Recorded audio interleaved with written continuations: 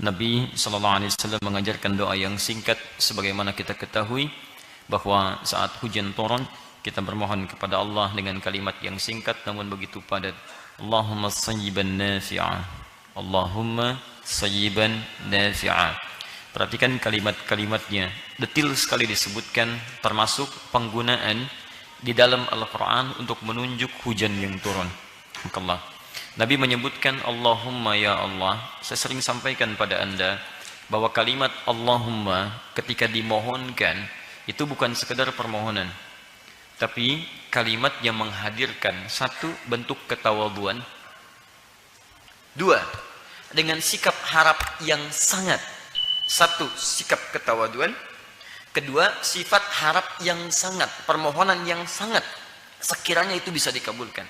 Maka kalimatnya itu berubah menjadi Allahumma namanya.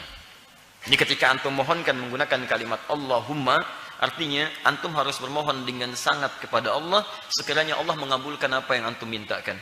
Disertai sikap tawadu di hadapan Allah Subhanahu wa taala, bahwa mengakui hanya Allah yang bisa menghadirkan itu, antum tidak punya kuasa di dalamnya. Paham? Baik.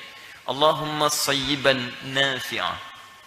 Sayyiban itu sesungguhnya segala yang menimpa dengan cepat. Ya, segala yang menimpa dengan cepat. Nimpa dan beruntun. Ya, sifatnya. Itu sayyiban namanya. Hujan bagi sementara orang mungkin tidak menyenangkan. Dengan akibat begini. Tapi sisi yang lain, sementara yang lain bersyukur dengan adanya hujan. Alhamdulillah ya Allah, tempat saya kering, belum hujan. Alhamdulillah hujan turun sekarang. Bisa terjadi bahkan satu tempat tetanggaan, satu dan dua, itu bisa menyikapi persoalan yang sama dengan cara pandang yang berbeda. Hujan turun, di sini bersyukur, sini bisa melihat dengan persepsi berbeda. Ketika ujian itu berupa musibah menyenangkan, maka syukur jalan keluarnya. Jika ujian itu datang kurang menyenangkan, maka sabar jalan keluarnya. Paham? Nah, jika datang dengan cepat seperti ini, maka namanya berubah jadi apa? Sayyiban. Kenapa hujan ketika turun disebut dengan sayyiban?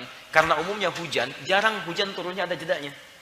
Maka disampaikanlah kepada kita bermohon kepada Allah, ya Allah, mohon jadikan setiap tetesan hujan yang menimpa kita, mau yang satu datang, yang terusnya datang, yang sekian datang, nafi'a, membawa manfaat untuk kehidupan kita. Paham di sini? Ini diantara doa yang diajarkan Nabi. Singkatnya, doa ini mengajarkan satu, selalu husnudzan kepada Allah dalam setiap situasi yang kita alami. Di sekalipun hujan terjadi, jangan kita keluhkan, karena setiap yang datang dari Allah itu ada manfaatnya.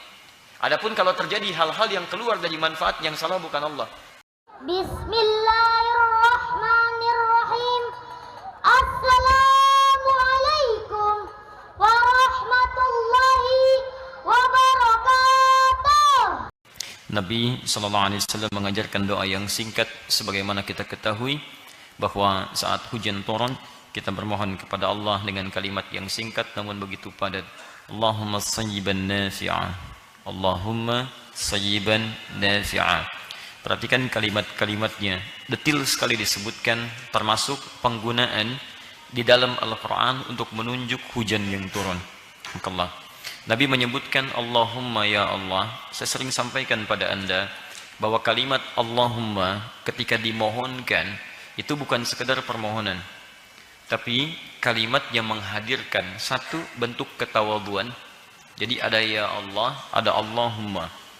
Kalau kalimat ya Allah itu kalimat umum yang digunakan, bisa bentuk doa, bisa dalam bentuk yang umum selain doa, bahkan bisa dalam hal yang positif, bisa dalam hal yang terkena negatif. Misal, saya ambil contoh misalnya, antum bermohon mengatakan ya Allah, mohon ya Allah, mohon ya Allah. Tayyib. Sisi lain, ketika antum mau jalan ke sini, tiba-tiba lihat macet misalnya, macetnya panjang, apa yang antum ucapkan? Ya Allah, macet. Tayyib ya? Umum ya? Tayyib. Ada lagi kalimat-kalimat lain misalnya, antum lihat anak-anak, antum kendalikan susah luar biasa, jalan sana, jalan sini, lompat lari, apa yang antum ucapkan? Ya Allah, gitu kan? Baik. Jadi kalimat-kalimat ini umum digunakan. Karena kalimat ya Allah itu kalimat fitrah bagi manusia yang ingin mengembalikan satu persoalan di luar kuasanya. Ya, dalam setiap lisan, pada setiap manusia dengan segala tempat yang berbeda, lisan-lisannya akan mencari itu. Karena di antara fitrah manusia itu cenderung kembali kepada sosok yang menciptakannya. Makanya di antara fitrah itu fitrah beragama. Quran surah ke-30 ayat 30. Fa'akim wajhaka lid-dini hanifa. Maka hadapkanlah dirimu pada ketentuan agama dengan hanif.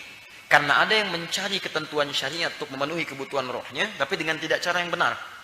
Bukan dengan cara yang benar. Dia mencari sebetulnya untuk mendekatkan diri kepada Allah Subhanahu wa taala. Cuman caranya tidak tepat.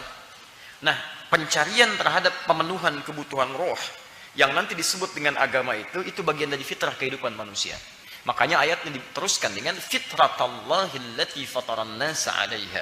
Sikap cenderung untuk kembali kepada Allah sesungguhnya fitrah yang ada pada setiap diri manusia. Makanya orang misalnya barat mengucapkan oh my God, ya kan? Ya Allah, kalau diterjemahkan kembali kepada kita ya Tuhan, ya Allah. Nah, setiap fitrah manusia ingin mengembalikan kepada Allah Subhanahu wa taala. Tapi kalau antum ingin jadikan kalimat-kalimat yang mengentaskan berbagai kesulitan tadi dalam bentuk permohonan, satu, dengan sifat penuh ketawaduan, dua, dengan sikap harap yang sangat, satu, sikap ketawaduan, kedua, sifat harap yang sangat, permohonan yang sangat, sekiranya itu bisa dikabulkan. Maka kalimatnya itu berubah menjadi Allahumma namanya. Ini ketika antum mohonkan menggunakan kalimat Allahumma, artinya antum harus bermohon dengan sangat kepada Allah, sekiranya Allah mengabulkan apa yang antum mintakan.